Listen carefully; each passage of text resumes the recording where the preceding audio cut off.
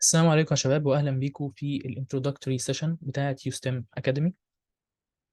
السيشن دي احنا باذن الله ناويين نغطي فيها حاجات كتير جدا، ناويين نمشي فيها على توبكس كتير جدا متعلقه بثالثه، مش بس اليو ار تي، لان في ناس ممكن تبقى عارفانا ان احنا يعني كيو ار تي فقط، ولكن باذن الله السيشن دي احنا هنتكلم فيها عن توبكس متنوعه كتير جدا تخص ثالثه. طبعا هنتكلم عن اليو ار تي، طبعا هنتكلم عن حاجات تانية كتير، عن التي او سي، عن شويه كلام حتى عن توزيع درجاتك، عن الكابستون، عن ازاي تنظم وقتك، عن ازاي يعني الاولويات الكتير اللي عندك ازاي ترتبها وازاي تنظمها كويس، لان السنه ثالثه سنه زحمه جدا ومليانه حاجات يعني بتتنافس على الاتنشن بتاعك. فاحنا هنحاول يعني نخلي السيشن دي زي ما هنتكلم برضو عن اليو ار تي وهنتكلم عن حاجات تفيدك، هنحاول برضو نخليها زي منتورشيب سيشن شويه. السيشن دي يا شباب احنا هنقسمها كالاتي. احنا اولا هيبقى معانا بارت 1، انا ده هتكلم فيه عن شويه توبكس انا اوريدي محضرها. بعدين هيبقى فيه بريك، البريك ده تقدر تسال اي سؤال في دماغك، لان باذن الله السيشن دي احنا عايزينها تبقى انتر اكتيف جدا. الاسئله اللي في دماغك سواء كان عن حاجات احنا اتكلمنا فيها او ممكن عن حاجه يعني سؤال كان محيرك احنا ممكن لسه ما جبناش سيرته، تقدر ان انت تبعت برضه السؤال، ما فيش اي مشكله. وهنحاول ان احنا نرد على اغلب ان لم يكن يعني كل الاسئله اللي مبعوثه. وبعدين برضه هيبقى معانا بارت 2 هنتكلم فيها عن شويه توبكس زياده، وبعدين هيبقى في فقره برضه نهائيه بناخد فيها اسئله على كل اللي فات في السيشن او على اي حاجه لسه ما اتكلمناش عنها حتى. طيب ده بالنسبه لللاي اوت بتاع السيشن. اولا احنا بقى مين؟ يعني خلاص احنا كده فهمنا السيشن هيبقى عامل ازاي. نخش بقى في الانترودكشنز، واحنا مين كيوستم وانا مين اللي بكلمكم دلوقتي. احنا يوستم اكاديمي اولا احنا يو ار تي انستراكتورز، يعني احنا هدفنا الاساسي ان احنا موجودين بنشتغل معاكم يو ار تي على مدار السنه. بنشتغل في 5 مواد: فيزيكس، كيمستري، بايولوجي وانجلش، اللي هي مواد الساينس عموما والانجلش. فاحنا يو ار تي انستراكتورز، بس برضو احنا نعتبر جنرال منتورز، بنتكلم معاكم في حاجات كتير جدا، مش بس في اول السنه، برضو على مدار السنه. بنكلمكم عن حاجات حتى متعلقه بالمنهج بتاعك وحاجات متعلقه بالتي او سي، وبنحاول نساعدكم بقدر الامكان في ايا كانت التحديات اللي بتواجهكم في ثالثه عام. انا مين اللي بكلمكم؟ انا دكتور احمد عبد المقصود، انستراكتور الانجليش في يوستم اكاديمي. برضو معانا انستراكتور ساينس ده دكتور عبد الرحمن، بس للاسف هو ما قدرش يبقى متوفر معانا النهارده بسبب يعني بعض الظروف الشخصيه يعني. طيب دخلنا كده على خلصنا الانترودكشن. لازم برضو باكد تاني السيشن دي هتبقى انتراكتيف، وهنحاول ان احنا نرد على كل الاسئله بتاعتكم باذن الله.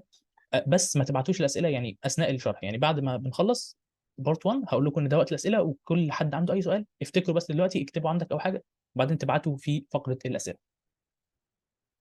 طيب نخش بقى عن اول حاجه انا عايز اتكلم عنها كانترودكشن، اللي هي مجرد تعريف المصطلحات. لان اثناء السيشن دي احنا هنتكلم عن مصطلحات كتير، هنقول كلمه تي ار تي كتير، هنقول كلمه تي او سي كتير. فاحنا في الاول لازم نبقى فاهمين هو يعني ايه اصلا يو ار تي ويعني ايه اصلا تي او سي، عشان المصطلحات دي ما يبقاش مثلا معانا حد او واحد او اثنين او ثلاثه مش متابعين معانا. فلازم نتاكد ان كلنا الاول اون ذا سيم بيج. اول حاجه انت لازم تاخد بالك منها ان احنا طبعا ثالثه فيها 7 مواد. ال7 مواد دول كل ماده فيهم عليها امتحانين، مش امتحان واحد زي ما انت كنت متعود. يعني انت كنت متعود في سنه اولى وثانيه انا ذاكرت الفيزيكس هخش امتحن امتحان الفيزيكس في الفاينل هو امتحان واحد بس. لا، في ثالثه مش كده. في ثالثه لما ينزل لك الجدول، او لو بصيت على جدول بتاع زمايلك السنه اللي فاتت، هتلاقي ان كل ماده عليها امتحان: امتحان يو ار تي وامتحان تي او سي. يعني ايه تي او سي؟ تي او سي ده اللي هي اختصار تيست اوف كونسبتس. نمسك مثلا ماده زي الفيزيكس، نقول والله ان التي او سي بتاع الفيزيكس ده هيبقى نص الامتحان عباره عن اسئله على المنهج بتاعك، المنهج اللي انت درسته في سنه ثالثه، اللي هو مش عارف مودرن فيزيكس وكوميونيكيشن والكلام ده كله. والنص الثاني هيبقى اسئله على الانفنتوري. يعني ايه انفنتوري؟ الانفنتوري دي اللي هي مجموعه ال اوز ستيم يونت بتنزلها لك، وبتقول لك والله ال اوز دي احنا اخذناها من اولى وثانيه، لازم تراجع عليها كويس جدا عشان دي ايه هتجي لك في امتحان التي او سي بتاعك. يبقى مره كمان امتحان التي او سي اللي هو التيست اوف كونسبتس ده امتحان او يعني ده امتحان واحد من امتحانين على كل ماده. الامتحان ده بيغطي زي ما قلنا حاجتين: نصه بيبقى اختبار على اسئله منهج سنه ثالثه، والنص الثاني بيبقى على الانفنتوري. الانفنتوري دي طبعا اللي هي مجموعه ال اوز اللي بتنزل لنا من ستيم يونت، وبتبقى حاجات احنا اوريدي خدناها في اولى وثانيه، فبيبقى عليك بس ان انت تراجعها عشان هتتسال عنها في الامتحان، وهتبقى عليها كمان نص الامتحان، فيبقى عليها نسبه كبيره. طيب فالتي او سي ده بيجي بالطريقه اللي احنا متعودين عليها. يعني انت متعود من وانت في سنه رابعه ابتدائي كنت بتخش بتذاكر كيمستري، بتاخد شويه قوانين وبتاخد شويه ريليشن شيبس وبتاخد شويه حاجات عن البريودك تيبل وبتاع، وبعدين بتخش الامتحان بتلاقي جالك اسئله عن الحاجات دي بالظبط. نفس الكلام هو ده امتحان تي او سي اللي انت بتمتحنه في اولى وثانوي وثانيه ثانوي وكل الكلام ده، هو اللي هتمتحنه في ثالثه ثانوي. بالنسبه بقى لليو ار تي، اليو ار تي بقى هو الحاجه الجديده، هو الحاجه اللي انت مش متعود عليها، او هو الحاجه اللي ممكن يعني بتفاجئ ناس كتير، اللي ممكن يكونوا اهملوه في اول سنه او ما خدوش بالهم منه، افتكروه حاجه شبه التي او سي، بعدين بييجوا يتفاجئوا ان هو امتحان مختلف تماما في شهر 2 و3 و4 بعد ما بيكون الوقت فات. امتحان اليو ار تي عندنا يا شباب بيبقى عباره عن ايه؟ هو اولا URT دي يعني University Readiness Test، تمام؟ يعني اختبار استعداد للقبول بالجامعات. المهم يعني هو اللي انا عايزك تعرفه عنه دلوقتي، لان احنا باذن الله قدام شويه هيبقى معانا اكزامبلز، وهفتح امتحانات سابقه اوريكم شكل امتحانات اليو ار تي بيبقى عامل ازاي، وهنتكلم بعمق شديد عنهم يعني اليو ار تي هيبقى ليه سيكشن لوحده بنتكلم عنه بس حاليا بما ان احنا بنتكلم عن ثالثه عموما، فانا عايزك بس تعرف ان هو امتحان، كل ماده ليها امتحان يو ار تي، وكل ماده بيبقى امتحانها بشكل مختلف شويه. في امتحانات الساينس مثلا او في مواد الساينس يعني بيبقى امتحان اليو ار تي عباره عن قطع وعليها شويه اسئله. نفس الكلام في الانجليش، بيبقى قطع وعليها برضو شويه اسئله، وهنتكلم زي ما قلنا عن الموضوع ده بالتفصيل الممل بعدين. انا بس دلوقتي عايزك تعرف ان في امتحان عندي اسمه يو ار تي وامتحان تاني اسمه تي او سي، وان الاثنين مختلفين عن بعض، الاثنين مش نفس الحاجه. طيب دي اول نقطه انا كنت عايزك تعرفها. ليه بقى عايزك تعرف الموضوع ده؟ عشان هنتكلم دلوقتي عن توزيع درجاتك في سنه ثالثه عموما، ودي حاجه احنا اوريدي كنا اتكلمنا عنها في الاورينتيشن سيشن اللي مرفوعه على اليوتيوب، لو حد منكم كان شافها. لو سمعت الكلام ده بجد اسمعه تاني، مفيش اي مشكله، يعني دي حاجه مش هتضر خالص، اسمعه تاني عشان فعلا الكلام ده مهم جدا جدا جدا جدا، ولازم تانترنالايز الكلام ده من بدري. ولو ما سمعتوش قبل كده فركز كويس جدا، عشان برضو الكلام يعني مش سهل قوي ان انت تحفظه كله من اول مره، فحاول ان انت تركز معايا بقدر الامكان. توزيع درجاتك يا شباب في ثالثه بتختلف ما بين المواد الادبي والمواد العلمي. فلو هنمسك الاول توزيع مواد الادبي لان هي اسهل شويه، المواد الادبي طبعا اللي هي مين؟ العربي والانجليش واللغه الثانيه. خلينا نمسك توزيع مواد الادب. احنا زي ما قلنا كل ماده عندنا فيها امتحانين، عندنا امتحان اسمه يو ار تي، امتحان اسمه تي او سي. زي ما احنا شايفين عندنا المواد الادبي او اللي هي اللغات، اليو ار تي بتاعها عليه 50%، تمام؟ اليو ار تي عليه 50%، والتي او سي بتاعها عليه 30%. ادي كده وصلنا كام؟ وصلنا 80. يبقى 50% يو ار تي، 30% تي او سي، متبقي 20%. ال 20% دول بيبقوا على ايه؟ 10% منهم بيبقى عن بروجكت، والبروجكت ده ما تقلقوش منه خالص، هو حاجه انتوا ما عملتوش حاجه زيها في اولى او ثانيه، بس ما تقلقوش منه خالص، هو حاجه بتنزل لكم التفاصيل بتاعتها في اول الترم الثاني كده، وبتبقى حاجه يعني بسيطه جدا، وباذن الله كله بياخد درجته كامله ما فيش اي مشكله. ف 10 درجات بتبقى باذن الله مضمونه عن البروجكت ده، وال10 درجات التانيين بتبقى الحضور والمشاركه واعمال السنه يعني. تمام؟ فنقولها مره كمان: توزيع درجاتنا في الادبي او في مواد اللغات العربي والانجليش واللغه الثانيه سواء دويتش او فرنش، معانا 50% يو ار تي، 30% تي او سي، 10% بروجكت، و10% حضور واعمال سنه ومشاركه والكلام ده كله. بالنسبه بقى للعلمي، احنا معانا برضو نفس الكلام، معانا كل ماده علميه سواء فيزيكس، كيمستري، بايو، جيو، ماث، ميكانكس، كل ماده علميه عليها برضو امتحانين، عليها امتحان تي او سي، امتحان يو ار تي. امتحان اليو ار تي بتاعها عليه 40%، امتحان التي او سي عليه 20%. وبعدين بقى طبعا معانا كابستون عليه هو كمان 20%. معانا 5% على الامتحان العملي، و5% على البروجكت، لان برضو المواد العلمي بيبقى ليها بروجكت هي كمان. 5% على البروجكت، ومعانا 10% برضو اللي هي الحضور واعمال السنه والكلام ده كله. فمره كمان سريعا: 40 يو ار تي، 20 تي او سي، 20 كابستون، 10 اعمال سنه، 5 عملي، و5 بروجكت. طيب الكلام ده كله احنا بنقوله ليه؟ يعني ليه بقى انا مركز على الكلام ده كله بحاول اقول لك توزيع درجاتك؟ اول حاجه يعني ثالثه هي سنه، هي يعني هدفها طبعا انت بتتعلم فيها حاجات كتير وبتفهم فيها حاجات كتير هتساعدك بعدين لو دخلت طب ولا لو دخلت صيدله ولا هندسه، هتكون اوريدي اتعلمت حاجات هتساعدك لقدام. تمام؟ دي حاجه مفروغ منها. ولكن برضه ثالثه هي هدفها برضه او واحد من اهدافها ان هي بتوصلك للجامعه اللي انت عايزها، فانت محتاج تلم درجات. من الاخر واحده من اهدافك الاساسيه في ثالثه ان انت بتحاول تلم درجات، فانك تعرف. يا ريت الشباب اللي فاتح المايك يقفله، يا ريت لو في حد فاتح مايك يقفل. طيب رجوعا بقى لموضوعنا، انت هدفك الاساسي او واحد من اهدافك الاساسيه في الفتره دي اللي هي فتره بدايه السنه، عشان انت خلاص لسه بقى هتخش وتنظم وقتك وتشوف دنيتك هتمشي ازاي وتنظم حياتك في سنه ثالثه، فلازم تبقى فاهم توزيع درجاتك كويس. فالكونكلوجنز اللي احنا المفروض نستخرجها من الصوره الجميله دي هي حاجتين. اول حاجه ان اليو ار تي مهم جدا. ليه اليو ار تي مهم جدا؟ لان يعني في المواد العلمي اليو ار تي عليه ضعف التي او سي، وفي المواد الادبي اليو ار تي عليه 50 بينما التي او سي عليه 30، فدايما اليو ار تي عليه درجات اعلى من التي او سي. فادي اول نقطه، ان اليو ار تي مهم جدا وما ينفعش نقبله. تاني نقطة هنستخرجها إيه؟ أو تاني كونكلوجن ممكن نستخرجها إيه؟ إن المواد الأدبي أو مواد اللغات عموما مهمة جدا جدا جدا. حد هيقول لي ثواني، أنا متفق معاك ماشي في موضوع اليو ار تي، لأن أنا معايا بالأرقام أهو، اليو ار تي عليه 40 في العلمي بينما تي او سي عليه 20 والكلام ده كله، فماشي دي واضحة وسهلة. إزاي قدرت أستخرج إن مواد اللغات مهمة جدا؟ لأن أصلا كل مادة عليها 100 درجة، مش كده؟ يعني إحنا ثالثة مجموع عندنا 7 مواد، كل مادة ب 100 درجة، وتوتال المجموع بيبقى من 700. ف مع العربي عليه 100 والفيزياء عليها 100، ليه العربي اهم؟ اقول لك والله في اكتر من سبب. العربي مثلا على سبيل المثال يعني، او الانجليش او الالماني او الفرنساوي ايا يكن، اهم من الفيزياء مثلا. ليه؟ لان ببساطه الفيزياء اولا معاك كابستون بيرفع شويه في مجموعك، العربي ما فيش كابستون، فانت العربي درجتك مرتبطه اكتر بمستواك في الماده نفسها، او في الانجليش درجتك في الانجليش مرتبطه اكتر بمستواك، لان مفيش كابستون بيرفع معاك. ادي اول نقطه. وتاني نقطه بقى، والنقطه الاهم والنقطه اللي انت ممكن ما تلاحظهاش الا بعدين، ان في المواد الادبي نفس المهارات اللي هتخليك تحل تي او سي هي نفس المهارات اللي هتخليك تحل يو ار تي. تمام. ودي نقطه احنا محتاجين نركز عليها كويس جدا، ودي نقطه مش يعني اغلب الناس مش بتفهمها الا بعدين. تمام. اغلب الناس مش بتفهم النقطه دي الا بعدين. احنا امتحانات اليو ار تي عندنا نوعين.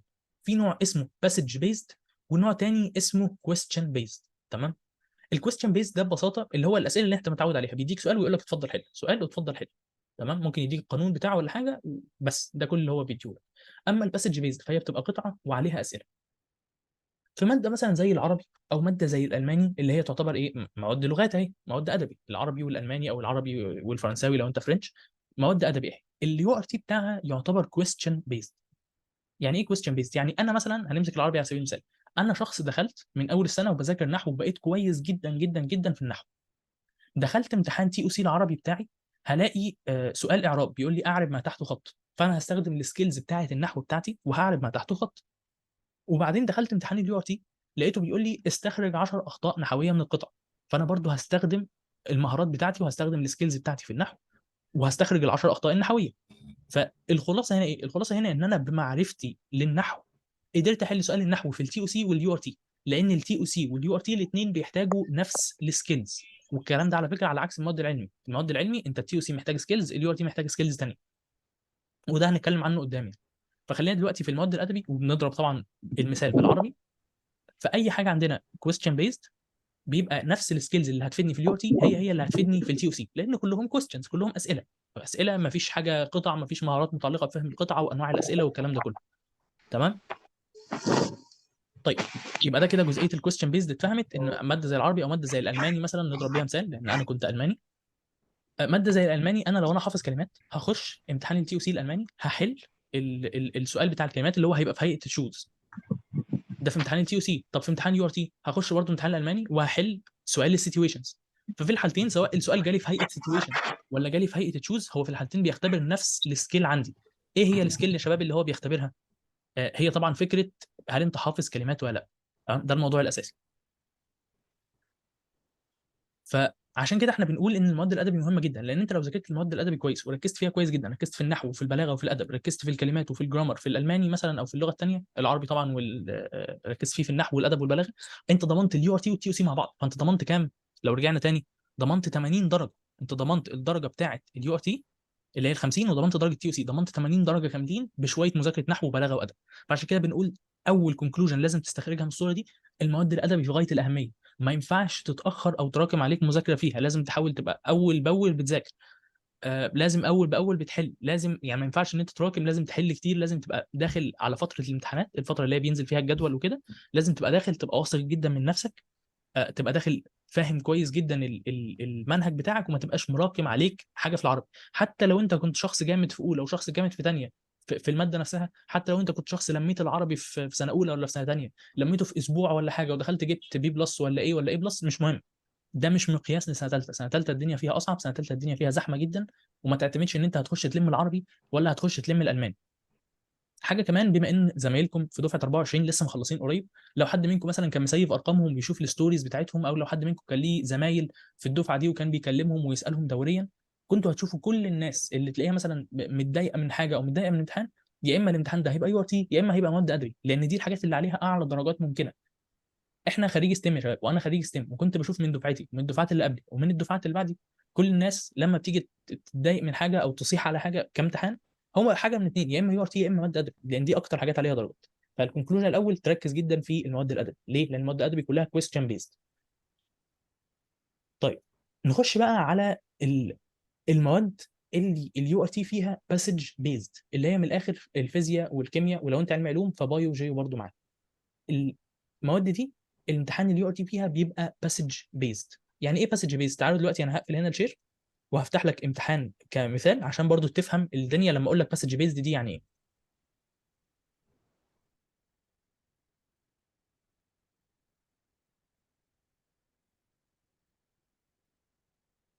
تمام. اظن كده الشير ظاهر قدامكم يا شباب. ده امتحان فيزياء 21. تمام. هتلاحظ ايه؟ هتلاحظ ان مفيش اسئله، مفيش ايكويشنز، مفيش اي حاجه من نوعيه الاسئله اللي انت متعود عليها او اللي انت كنت بتشوفها في امتحانات التي او سي في ثالثه، ولا في امتحانات الفيزياء مثلا في اولى وثانيه والكلام ده كله. لا مفيش كده. امال اللي بيحصل ايه؟ اللي بيحصل انت بيبقى عندك باسج 1، ويجي يدي لك باسج، يقول لك والله باسج كامله ايه، قاعد بيكلمك عن حاجات مثلا في الصوت والفريكونسي وما اعرفش ايه، وبعدين يقعد يديك شويه اسئله عليه، questions 1 to 5 على باسج 1 اهي، يقول لك والله مثلا لو الفريكونسي هنا كانت عامله كذا هيحصل ايه هنا، ولا ايا يكن، ولكن بتبقى اسئله على الباسج. والفكره بقى يا شباب في الموضوع ده ايه؟ الفكره ان الباسج دي مش شرط تبقى حاجه عندك انت في المنهج. لو هضرب مثلا مثال على حاجه زي كده، تعالى نفتح امتحان مثلا الباي والجي وهضرب لكم عليه مثال. ليه؟ لان امتحان الباي والجي عندنا يا شباب كان في قطع بتيجي من يعني مختلف الكونسبتس بطريقه فعلا، يعني الرينج بتاع الكونسبت كان واسع جدا. يعني مثلا اول باسج هنا عن الايفولوشن، وعن حاجه احنا ما نعرفهاش تماما. يعني لو حد فيكم عايز يقرا يفتح الامتحان ويقرا الباسج مفيش اي مشكله. ده امتحان 21 بيولوجي، وهتلاقوا عندكم يعني لو حد فيكم معاه اي لينكات لاي درايف مجمعه ماتيريالز ثالثه هتلاقوا عليها كل الامتحانات دي. افتح امتحان مثلا بيولوجي 21 واقرا القطعه اللي كانت فيه، هتلاقي ايه؟ كلها قطع. ادي قطعه هي مثلا عن الايفولوشن، حاجه انت ما تعرفهاش تماما في التي او سي، تمام، وعليها اسئله، عليها كام سؤال؟ عليها تقريبا 6 اسئله اهم. قطعه كمان بتتكلم عن الجينetics اهي، قطعه كامله عن الجينetics. نزلت تحت قطعه عن الفيرولوجي بيتكلمك عن الاتش اي في فيروس وازاي بيتنقل وازاي بيعمل ريبرودكشن والكلام ده كله. فدي ممكن تبقى حاجه تبعك مثلا في المنهج، او حاجه انت تبقى شفتها قبل كده في منهج. ادي حاجه مثلا بيكلمك عن الهوميوستاسيس والكالسيوم والكالسيتونين والبي تي اتش والكلام ده كله، برضو دي حاجه هتبقى عندك في المنهج. فالفكره او الكونكلوجن اللي ممكن نستخرجها من هنا ايه؟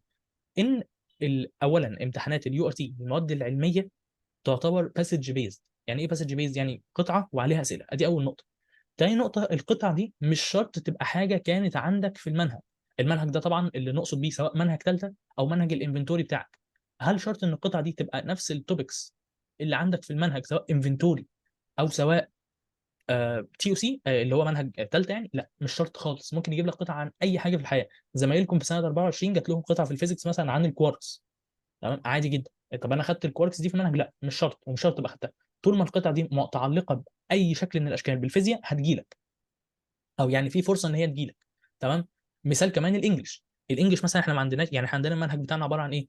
عباره عن جرامر وعباره عن شويه كلمات. بس بص ممكن تجي لك قطعه عن ايه؟ ممكن تجي لك قطعه عن الميموري، عن الهيومن ميموري، الذاكره بتاعتنا والذاكره بتاعتنا بتشتغل ازاي. لو جينا نزلنا تحت شويه هتلاقي في قطعه بتحكي لك قصه فيكشنال، قصه خياليه عن شخص اسمه مخلص امين، تمام. مين مخلص امين ده؟ ده قصه كده خياليه بيحكيها لك، وانت دورك بقى ان انت تقرا القصه دي وبعدين تبدا تحل الاسئله اللي عليها، تمام. فهي دي الامتحانات اللي احنا بنسميها باسج بيزد، على عكس الامتحانات الكويستشن بيزد مثلا اللي هي طبعا زي ما قلنا العربي، زي لغه ثانيه، زي مثلا برضو الماث والميكانكس.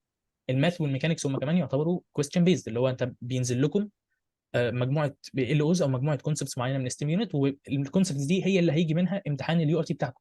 فده حاجه دي كويستشن بيزد، كلها كويستشن بيزد مش باسج بيزد، تمام. طيب يبقى احنا كده فهمنا يعني ايه امتحان يو ار تي، شفنا شكله ادي قطعه كامله اهي، تقريبا القطعه بتبقى يعني 4 5 باراجرافات مثلا في الانجليش حوالي صفحه، وبعدين بيبقى عليها 10 اسئله، كل قطعه بيبقى عليها 10 اسئله. طيب نرجع تاني بقى للبرزنتيشن بتاعنا. فلو حبينا بقى نرجع تاني لتوزيع الدرجات بتاعتنا كده، احنا نقدر فعلا نبرر بقى الاستنتاج بتاع ان قد ايه المواد الادبي مهم، لان اليو ار تي بتاعنا زي التي او سي كلهم كويستشن بيست، فهقدر بنفس السكيلز احل الاثنين سواء، فاضمن من الاخر 80 درجه. وقدرنا برضو نتاكد ان اليو ار تي مهم، وعرفنا الفرق ما بين الباسج بيزد والفرق ما بين الباسج بيزد يعني والكويستشن بيزد. طيب يبقى انا دلوقتي معايا اهم حاجتين في ثالثه مين؟ لغات ويو ار تي. ازاي اتحسن في اللغات؟ انا دلوقتي شخص عايز اذاكر لغات، ازاي اتحسن فيهم؟ طبعا لو انت شخص مثلا انت ناوي تاخد درس في حاجه زي كده، فانت الكلام ده اكيد الشخص اللي انت او المدرس اللي انت هتاخد درس معاه هيقدر يفيدك في الموضوع ده اكتر مني. لو انت شخص ناوي ان انت تشتغل لوحدك، فكان في فيديو كان دكتور عبد الرحمن اليمني كان عمله، لو حد عايز اللينك بتاعه ممكن يجي لي بعد السيشن. كان عامله عن ازاي بنذاكر عربي وازاي بنلم العربي والانجليش واللغات اللغه الثانيه والكلام ده كله. كل الكلام ده ممكن تتفرج عليه وباذن الله ايه هيفيدك شويه، حتى عشان يعني هو طبعا كان معمول ان انت ازاي بتلم في فتره اللي هي الامتحانات وكده، بس على الاقل برضه انت بتعرف شكل المنهج كله، بتعرف الدنيا كلها بتتلم ازاي، بتعرف بتتذاكر منين، الريسورسز الاساسيه، الكلام ده كله. ده بالنسبه للغات.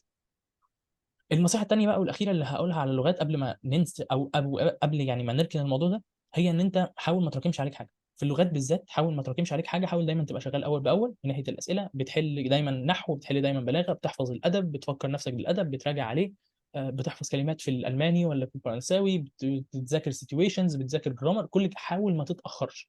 لو بتاخد درس امشي مع المدرس، لو بتذاكر لوحدك امشي مع المدرسه، حاول ما تتاخرش. يعني انا باكد عليها المره الثالثه اهو، حاول ما تتاخرش عن زمايلك، حاول ما تتاخرش عن المدرسه، حاول ما تتاخرش عن المنهج بتاعك، عشان فعلا تراكمات المواد الادبي دي اسوأ حاجه او اسوأ فخ ممكن تقع فيها في ثالثه. والله تراكم عليك فيزياء، الفيزياء ممكن تتلم، تراكم عليك كيمياء، الكيمياء ممكن تتلم، ولو ما اتلمتش او لما اتلمتش كلها طبعا يعني اثرها مش هيبقى كبير قوي، لان زي ما قلنا احنا امتحان الفيزياء عليه كام درجه؟ عليه 20 درجه، نصهم على منهج سنه ثالثه ونصهم على الانفنتوري. فانت منهج سنه ثالثه ده عليه 10 درجات، منهج الانفنتوري عليه 10 درجات، فلو مش كله اتلم مش هتاثر معاك قوي.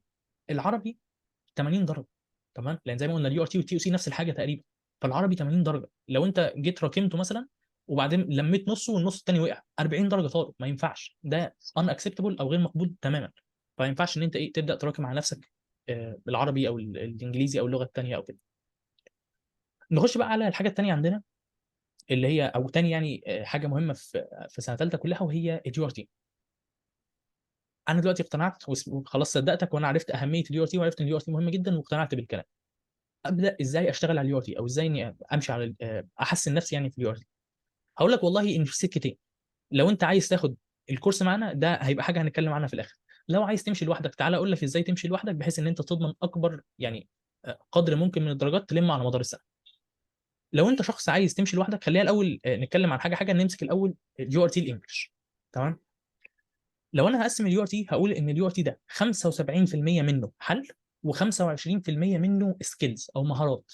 حد هيقول لي يعني ايه سكيلز؟ هو يعني هو طبعا انتم متعودين على انظمه الامتحانات، انت بيبقى معاك شويه ايكويشنز، الايكويشنز دي انت بتحفظها، خلاص حفظتها دخلت معاك الكالكوليتر بتاعتك في الامتحان وتقعد تستخدمها، تقعد تحل بيها، بتحفظ ريليشن شيبس، بتحفظ حاجات مش عارف في البريدك تيبل، تحفظ ما اعرفش مين، وتخش تتسال عليه يعني ايه اصلا سكيلز. ايه فكره السكيلز في الامتحانات دي؟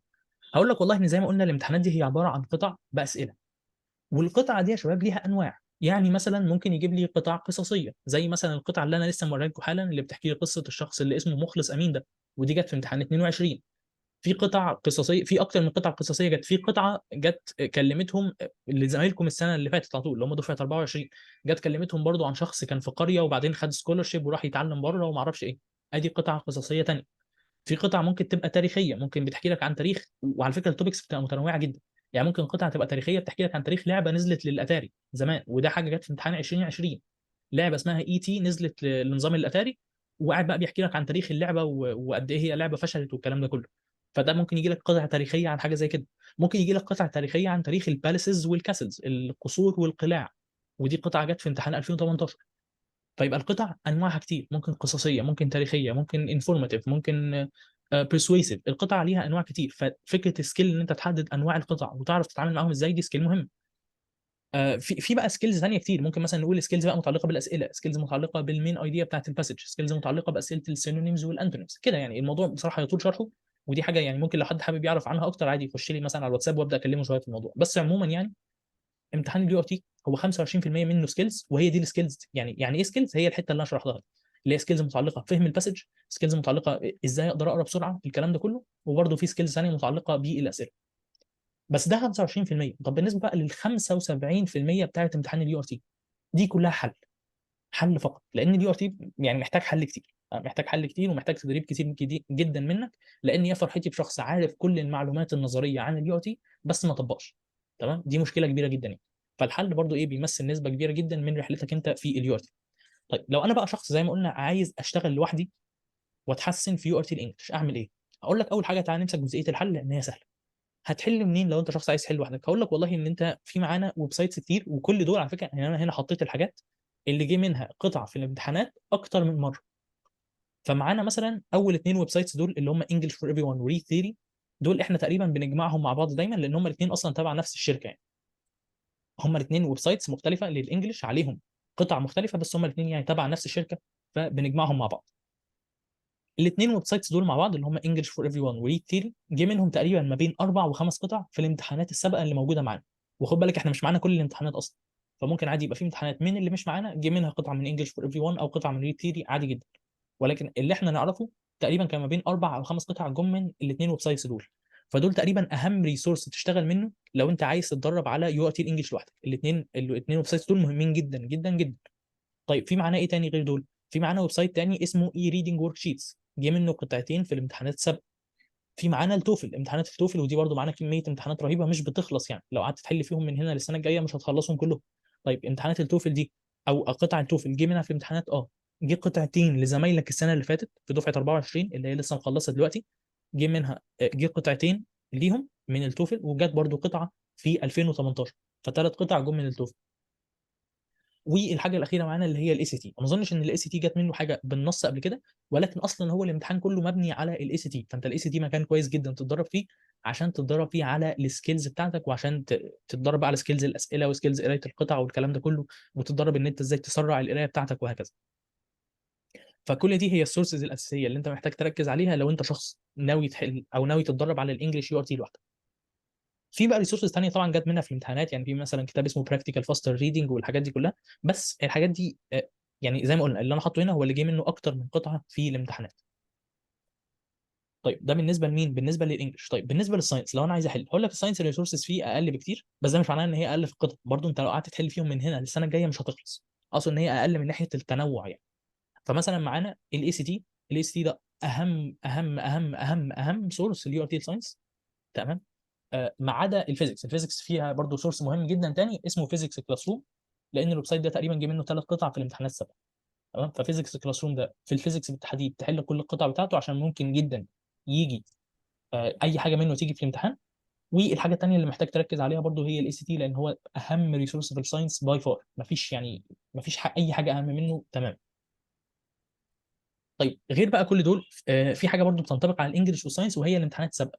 برضو الفاينل اكزامز تحل منها في الانجليش، تحل منها في الساينس، لان في قطع بتتكرر منهم بالنص. يعني الانجليش في قطعه من امتحان 23 جت في 22، وفي قطع آه، في قطع تقريبا من امتحان 18 فيزيكس اتكررت برضو في امتحان في السنه اللي بعدها.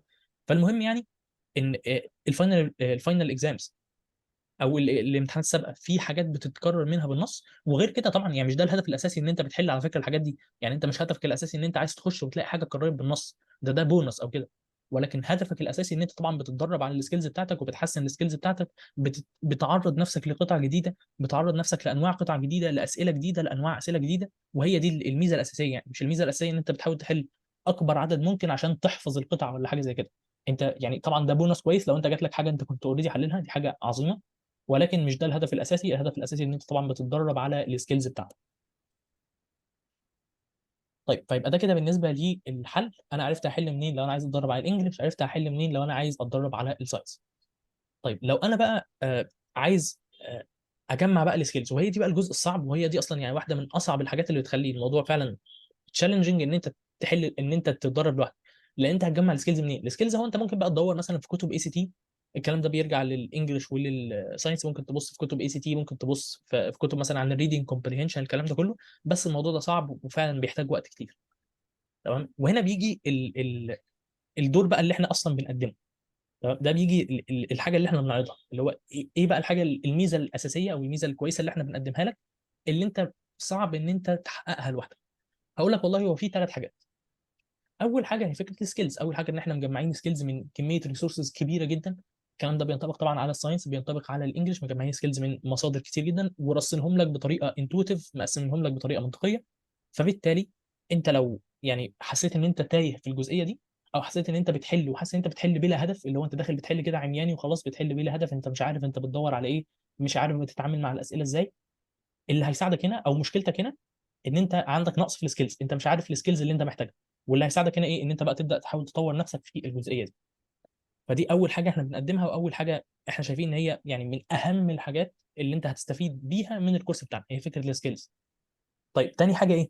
تاني حاجه هي فكره الفيدباك. يعني ايه فيدباك؟ اولا اليو ار تي ده هو سكيل، تمام. واي سكيل في الحياه محتاجه فيدباك. يعني ايه محتاجه فيدباك؟ يعني محتاجه ترايل وايرور.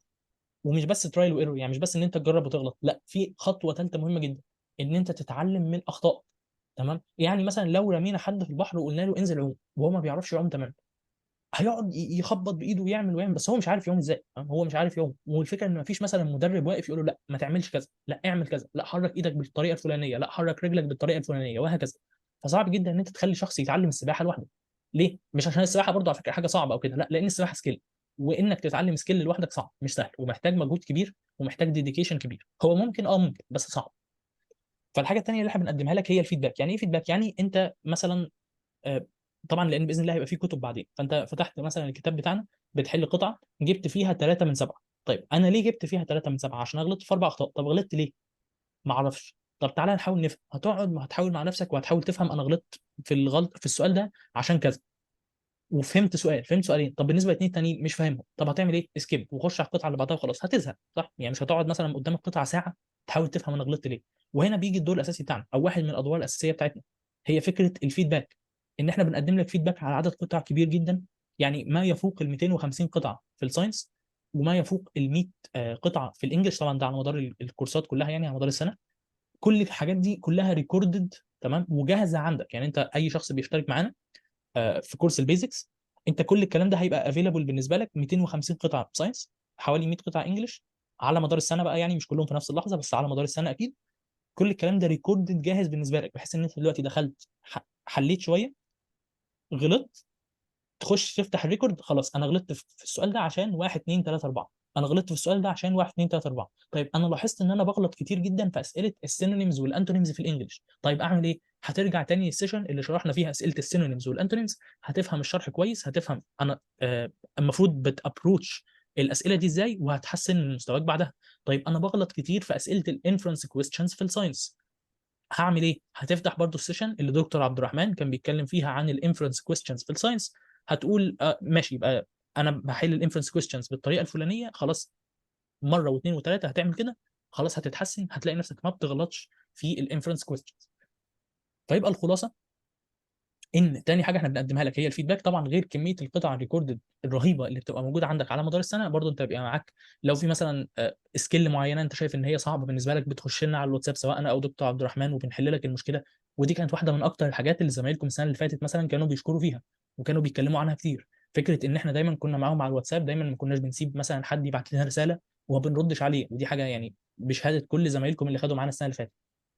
بس فبتلاقي نفسك تايه في اي حاجه، حتى والله حتى لو حاجات بره اليو ار تي ما فيش مشكله، تبعت لنا عادي وبنكلمك وبنحاول ان احنا يعني في ناس كتير جدا كانت بتبعت لنا مثلا انا تايه في ماده كذا او انا مش عارف اذاكر كذا، وبنساعده في مشكلته كده يعني. فالحاجه الثانيه اللي احنا بنقدمها لك طبعا غير السكيلز هي الفيدباك وبرده جايدنس. احنا بنقدم لك جايدنس بقى من ناحيه عامه، مش بس برده في اليو ار تي، برده في الحاجات حتى في التي او سي، حتى في حاجات في الكابستون. والله في زمايلكم كانوا بيكلمونا بيستشيرونا في افكار في الكابستون وكنا بنرد عليهم وكده. فعادي يعني احنا بنقدم لكم ميزات كتير جدا، غير بس يعني الحاجات المتعلقه باليو ار تي فقط، يعني او الحاجات المتعلقه قصدي بالسيشن اللايف فقط. يبقى نرجع تاني ريكاب برضو سريعا عشان خلاص قربنا نخلص ونفتح الباب للاسئله. فهنريكاب بس سريعا الحاجه اللي احنا قلناها. احنا بنتحسن في اليو ار تي ازاي؟ زي ما قلنا اليو ار تي هو سكيلز وحل، والحل ده 75% من اليو ار تي. الانجليش عايز تحل الويب سايتس قدامك اهي، الساينس عايز تحل الويب سايتس قدامك اهي، عايز تذاكر سكيلز في معاك مثلا ممكن كتب اي سي تي، كتب كومبريهنشن وكده. ولكن زي ما قلنا دي تقريبا اصعب حاجه على شخص بيذاكر لوحده ان هو يعملها، ودي اهم حاجه احنا بنقدمها لك في الكورس. احنا بنقدم ايه في الكورس عموما، او ايه الحاجات المميزه اللي مش هتلاقيها في حته تانيه واللي انت نفسك هتبقى صعب عليك ان انت تعملها لوحدك؟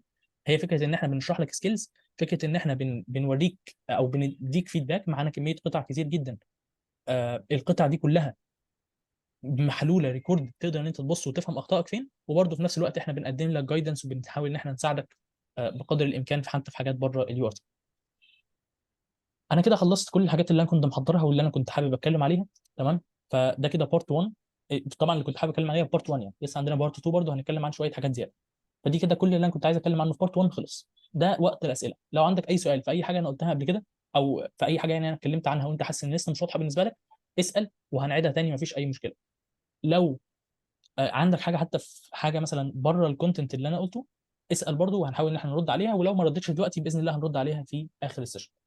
فالشات دلوقتي مفتوح للكل، لو حد حابب يبعت اي اسئله عن اي حاجه انا قلتها او اي حاجه عن ثالثه عموما اتفضل اسال. انا هسيبكم كده يا شباب يعني نص دقيقه بحيث ان انتوا تجمعوا الاسئله وهبدا ارد عليكم واحد واحد. اللي عايز يبعت في الجنرال شات يبعت، اللي عايز يبعت برايفت يبعت براحتكم.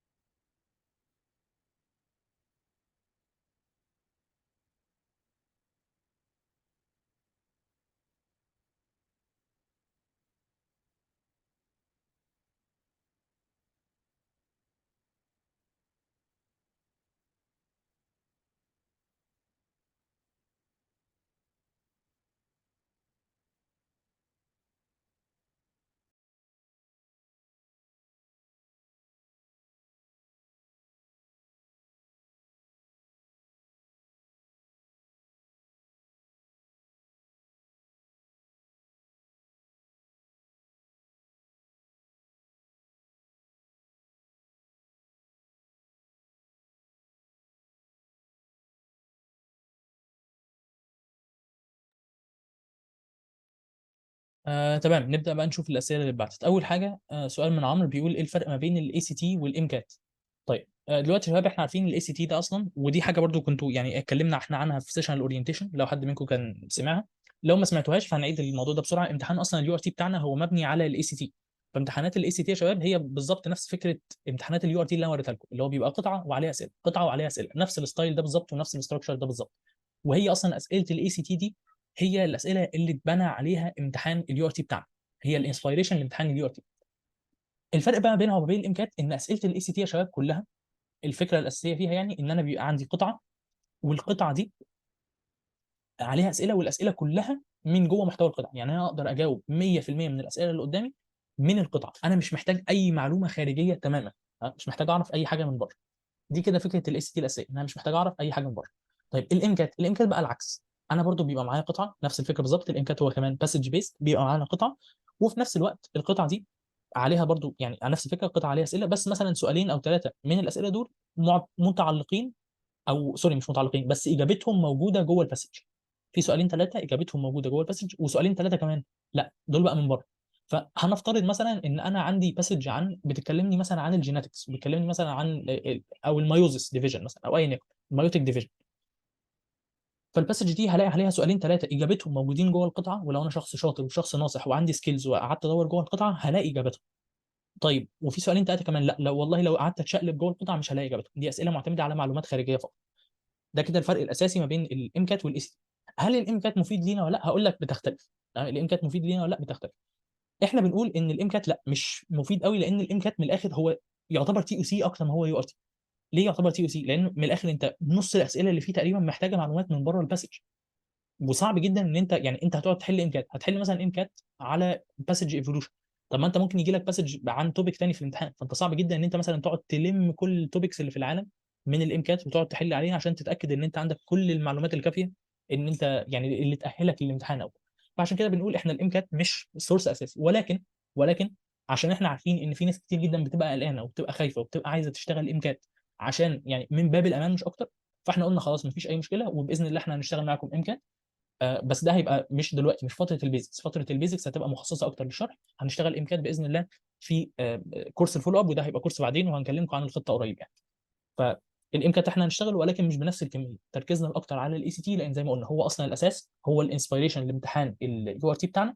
وفي نفس الوقت الامكانيات زي ما قلنا معتمد على معلومات، على معلومات من بره القطع، مش معتمد على السكيلز بتاعتنا. تحل منين بايو وجيو زي مواقع الانجليش؟ هو الانجليش دي مواقع كتير، الساينس مش قوي. الساينس هو ما فيش غير هو الاي سي تي اللي بنحل منه، وفي نفس الوقت برضو معانا لو هنتكلم عن الفيزيكس بس معانا فيزيكس كلاس روم. بس ما فيش موقع مثلا مشابه لفيزيكس كلاس روم بس للبايو بس، او موقع مشابه للفيزيكس كلاس روم بس للجيو، ما فيش حاجه زي كده. العربي هعرف اذاكره لوحدي ولا اخد كورس؟ والله هي فعلا تختلف، فعلا هي مش حاجه يعني مش وان سايز فيتس اول. في ناس لو انت متعود تذاكر لوحدك في اولى وثانيه مفيش اي مشكله، لان اصلا العربي لو خدتوا بالكم يعني مثلا منهج النحو هو منهج النحو بتاع اولى وثانيه متجمع، يعني مفيش حاجه جديده. ما اظنش ان في قاعده نحويه جديده بناخدها في ثالثه ما كناش اوريدي اخدناها في اولى وثانيه قبل كده. ممكن حاجات بسيطه جدا جدا يعني، فهي حاجات كلنا كنا اخدناها. تمام. الادب مثلا هو يعتبر مثلا برضو كله حفظ فمش محتاج قوي دروس. فلو انت كنت متعود تذاكر لوحدك في اولى وثانيه وبتذاكر النحو لوحدك هتعرف تذاكر النحو لوحدك في ثالثه. لو ما كنتش متعود تذاكر لوحدك، او لو مثلا كنت بتلم اي كلام او مش مهتم قوي بالعربي، ساعتها لا ممكن تفكر ان انت تاخد درس عشان تبقى يعني يبقى معاك سورس موثوق فيه يقدر ان هو يدربك والكلام ده كله. فبرضه هو زي ما قلت الموضوع بيرسونال جدا. انا بالنسبه لي انا كنت متعود بذاكر عربي لوحدي فما خدتش فيه حاجه. لو انت متعود بتاخد فيه مفيش اي مشكله.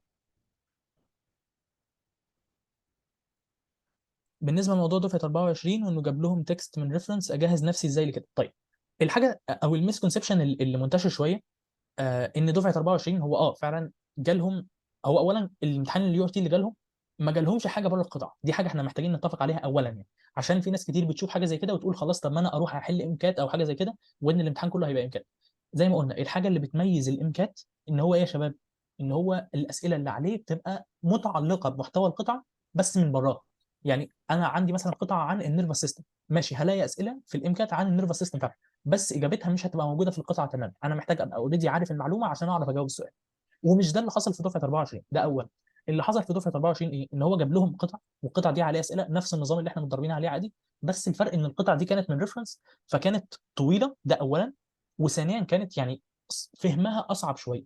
تمام. ولكن ده مش معناه ان هي كانت حاجه مثلا خارجه جدا عن المعتاد او كده، هو كان امتحان صعب جدا، وده كان استثناء. يعني دي حاجه على فكره ما حصلتش قبل كده. يعني احنا معانا امتحانات كتير جدا من الامتحانات السابقه من اول سنه 2018. تقدر ان انت تفتح اي درايف وتشوف الامتحانات من اول 2018 لحد 2023. الامتحانات عمرها ما كانت بتيجي كده، فامتحان 24 ده كان فعلا استثناء. كانت حاجه غريبه، احنا ما نعرفش ليه حاجه زي كده حصلت. هم زمايلكم بيقولوا ان هم قدموا شكوى وهيشوفوا الموضوع ده حصل كده ليه، لان الوقت فعلا كان مزنوق جدا. القطع كانت طويله، بس هي دي الفكره، ان القطع كانت طويله بس ما كانش حاجه خارجه عن ال... يعني مش حاجه مثلا ما فيش سؤال بره محتوى القطعه او حاجه زي كده، هو بس الفكره ان هو جاب قطعه من مرجع، فكانت القطعه اطول شويه، وكانت القطعه اللغه المستخدمه في القطعه اصعب. بس هي دي المشكله الوحيده. فتجهز نفسك لكده ازاي؟ دي بقى برضو نقطه ثانيه احنا كنا هنتكلم عنها بعدين، بس ماشي نتكلم عنها دلوقتي مش مشكله. تجهز نفسك لحاجه زي كده ازاي؟ احنا باذن الله عاملين يعني على بدايه الترم الثاني كده هيبقى في كورس احنا عاملينه اسمه الفولو اب كورس، وده هنشتغل فيه قطع تقريبا بنفس الستايل ده بالظبط، بنفس ستايل الاسئله دي بالظبط، بنفس ستايل الاسئله اللي جت لزمايلكم في دفعه 24. هنشتغلوا بالظبط، هنتدرب في كل المواد. الكلام ده هيبقى على الفيزيكس والكيمستري وعلى البايو والجيو. فما تقلقش خالص من الجزئيه دي. احنا طبعا زي ما قلنا البيزكس هنخلينه لشرح الاساسيات فقط، هو اسمه بيزكس كورس الاساسيات. فالبيزكس هنشتغل فيه على الاساسيات فقط، وباذن الله بقى من اول الفول اب هنبدا نزود حاجات معقده، هنبدا نزود قطع اطول بكتير، هنبدا نزود قطع اللغه بتاعتها نفسها اصعب، هنبدا نزود اسئله بنفس الستايل بتاع الامتحان وهكذا. فما تقلقوش خالص برضو من الموضوع ده، باذن الله احنا مغطينه بس في الجزء الثاني من الكورس.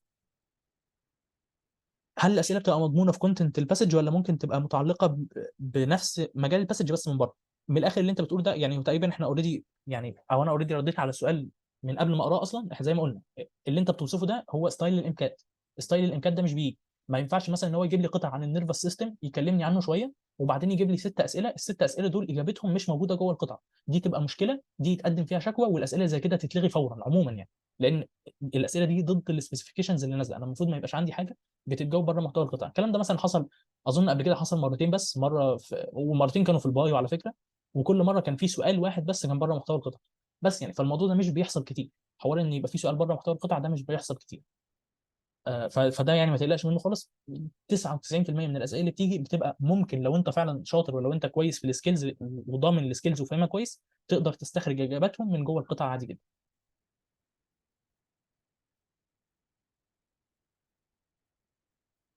تقسيمه الكورس هتبقى ازاي؟ يعني سيشن كل اسبوع مثلا، وهيبقى قد ايه؟ الكلام ده باذن الله ده هنتكلم عنه في بارت 2. تمام، فالسؤال ده هنتكلم عنه في بارت 2، كل الكلام ده هيتجاوب حالا.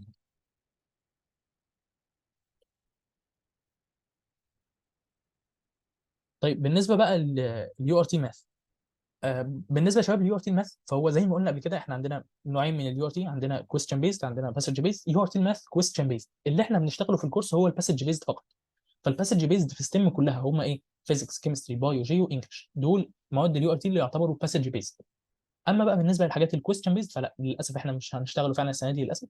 ولكن لو عايز بقى نصيح عنه، لو عايز حاجات مثلا اللي هو ايه الكونسبتس اللي هتبقى عندنا، ايه الحاجات تبدا تحضر له ازاي، تذاكر له منين، تحل له منين، فعلا انا مش احسن حد في ايدك، لان انا نفسي كنت علمي علوم. فانت ممكن تشوف حد من زمايلك من الدفعه اللي فاتت او اللي قبلها، او حتى لما تبدا الدراسه اكيد المدرسين هيكلموكوا في الموضوع ده. فيعني هتسمع كميه نصايح باذن الله كتير جدا عنه يعني في الفتره الجايه. الشغل هيبقى منصه ولا درايف؟ لا، الشغل هيبقى على الدرايف ان شاء الله. انواع القطع بتاعت اليو ار تي وبنتعامل معاهم ازاي، ده باذن الله ده الكلام ده يعني هنقتل الموضوع ده بحثا في الكورس باذن الله. بس يعني صعب جدا طبعا اني اتكلم عن حاجه زي كده دلوقتي، لانه موضوع يعني يطول شرحه، ده هيتعمل فيه سيشنات مش سيشن واحده. فباذن الله الكلام ده بقى ايه هيبقى معانا في الكورس. ازاي هنتمرن على جزء يو ار تي الباي والجي من ناحيه بيز المعلومات اللي عاملينها، ده باذن الله برضو حاجه هنتضمنها عندنا في البيزكس بارت 2. يعني هيبقى فيه باذن الله سيشنات متعلقه بالساينتفك بيز. يعني ايه ساينتفك بيز؟ مش تي او سي على فكره. ساينتفك بيز دي مش تي او سي، او انا مش هشرح لك منهج او حاجه، في ناس كتير جدا موجوده بتشرح لك منهج وتقدر ان انت تذاكر المنهج من عندهم. فانا مش هدفي الاساسي اني اشرح لك منهج تمام، بس انا هشرح لك ساينتفك بيز من ناحيه مثلا ان انت لما يجي لك قطعه جينetics تبقى عارف يعني ايه اللي هم البيزك ترمينولوجي بتاع الجينetics. فلما مثلا يجي يفهمك او يكلمك عن حاجه ان الجينوتايب والفينوتايب والفرق ما بينهم وما اعرفش ايه، اللي هي الحاجات البدائيه الحاجات البسيطه، لا تبقى انت فاهم يعني ايه جينوتايب، إيه يعني ايه فينوتايب، ايه الفرق ما بينهم، الكلام ده كله. لما يجي يكلمك عن حاجه مثلا في الايفولوشن، تبقى اوريدي سمعت قبل كده يعني ايه ايفولوشنري تري، تبقى اوريدي مثلا شفت قبل كده شكل الايفولوشنري تري، شفت ممكن تتسال عنها ازاي.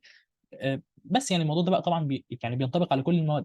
فاحنا باذن الله هيبقى في اكتر من سيشن في البيزكس بارت 2 هتبقى كلها متعلقه بالساينتفك بيز، ان احنا هنحاول ان احنا نديكوا البيزك ترمينولوجي بتاعه التوبكس اللي اتكررت في امتحانات كتير، بحيث ان احنا نحضرك لاسوء الظروف حتى، وطبعا ده باذن الله يعني مش بيحصل كتير، بس هنحضرك برضو لاسوء الظروف، بحيث ان لو في اي حاجه جت من بره القطعه، وده مش هيحصل يعني باذن الله.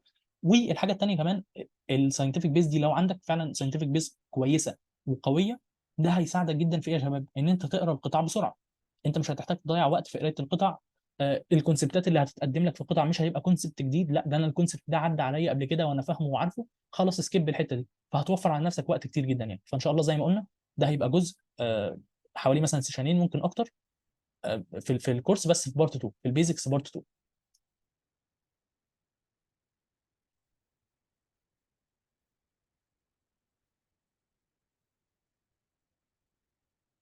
لا هو انا مش فاهم قوي بصراحه السؤال يا عمرو، الموضوع السيشن ريكوردد تتبعت السيشن بدري، يعني بصراحه مش فاهم قوي السؤال، يا ريت بس توضح لي انت تقصد ايه بالظبط.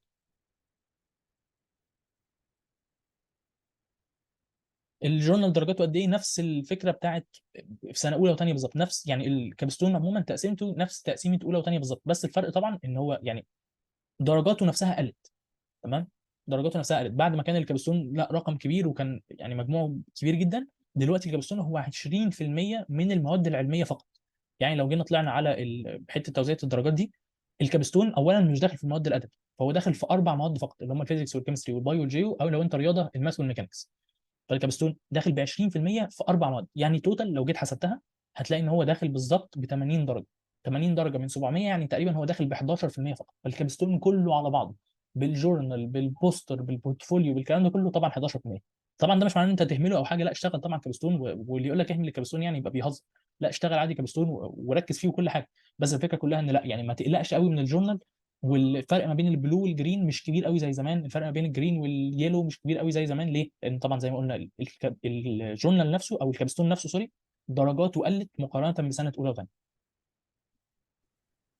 في البيزكس كورس هنحل قطع، طبعا هنحل قطع. احنا البيزكس كورس زي ما قلنا هيبقى اهم حاجه فيه هي الشرح، بس طبعا ما ينفعش شرح من غير حل. اليو ار تي اصلا زي ما قلنا 75% منه حل، فاحنا هنشرح وكل حاجه هتبقى باكزامبلز وكل حاجه هتبقى باسئله وكل حاجه هيتحل عليها قطع. في الساينس لما نيجي مثلا نتكلم عن انواع القطع نقول داتا ريبريزنتيشن يعني ايه، هنحل قطع داتا ريبريزنتيشن لازم. في الانجليش لما نيجي نتكلم عن انواع القطع هنحل برضو قطعه او اتنين على كل نوع. هنحل اسئله سينونيمز وانتونيمز كتير طبعا لازم نحل، ما ينفعش شرح يو ار تي من غير حل.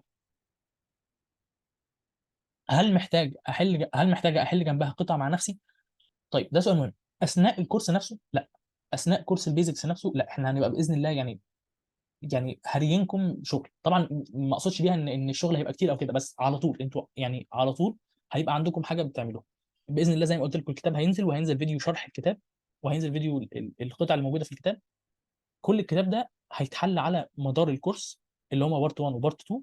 واللي هيتبقى منه بعد الكورس حتى، والكلام ده هيبقى فري من غير اي فلوس، بعد الكورس هيبدا باذن الله ننزل لكم كويزز ممكن اسبوعيه او ممكن كويز كل اسبوعين على حسب مستواكم. بس هينزل كويزز كل اسبوع او كل اسبوعين، الكلام ده كله فري بالقطع المتبقيه من الكتاب. تمام. فانتوا باذن الله احنا متابعين معاكم على طول، احنا مش هنسيبكم، لان اصلا مشكله من المشاكل الكبيره اللي واجهتنا السنه اللي فاتت ان احنا بنيجي بعد ما بنشتغل في الترم الاول كده بنديكوا اجازه شويه، وبعدين بنبدا نرجع تاني. وناس كتير كانت بتقول ان لا ده احنا في الاجازه دي ما بصيتش بصراحه على اليو ار تي، وبصراحه اهملت اليو ار تي لما ما كانش عندي حد بيقول لي حل وبيقول لي اشتغل وبيقول لي اعمل.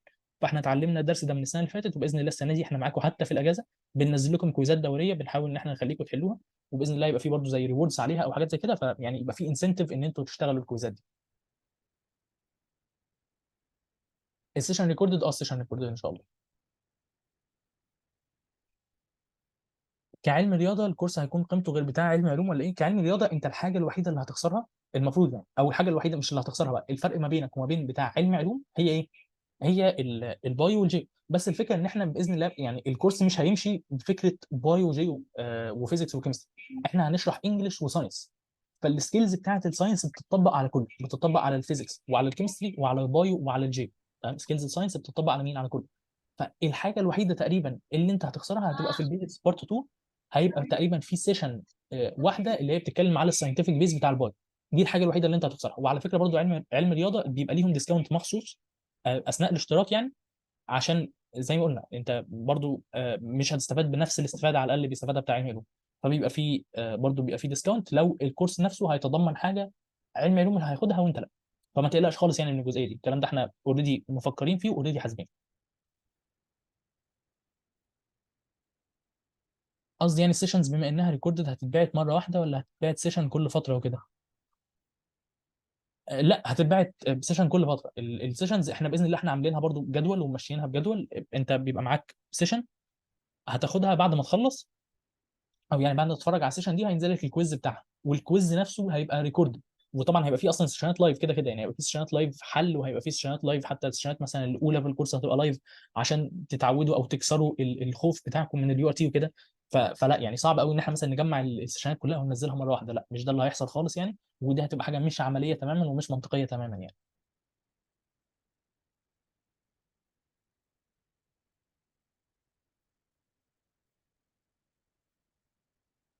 ايوه يا عمر، السيشن متسجله وباذن الله هتترفع على الدرايف، ما تقلقش يعني. طيب انا اظن دي كانت كل الاسئله. ما اعرفش الحقيقه في اسئله تانية ولا لا. انا هسيب لكم بما ان عشان خلاص احنا هنبدا في بارت 2 يعني، فانا هسيب لكم بالظبط يعني مثلا نص دقيقه كده، اللي عنده سؤال او اللي ما اللي افتكر سؤال دلوقتي ولا حاجه يبعته، وعشان يعني نرد عليكم بقى ونخش في بارت 2 على طول. السيشن هتتبعت فين؟ هنبعت لكم اللينك على الجروب، لو انت على الجروب بتاعنا اللي هو بتاع الدفعه الجديده يعني، جروب يوستيم 25. آه، باذن الله اللينك هيتبعت عليه. لو انت مش فيه خش لاي حد مننا برايفت، سواء انا او دكتور عبد الرحمن، وهنبعت لك لينك جروب وهتلاقي يعني باذن الله السيشن هتنزل عليه ممكن النهارده او بكره. طيب يا شباب،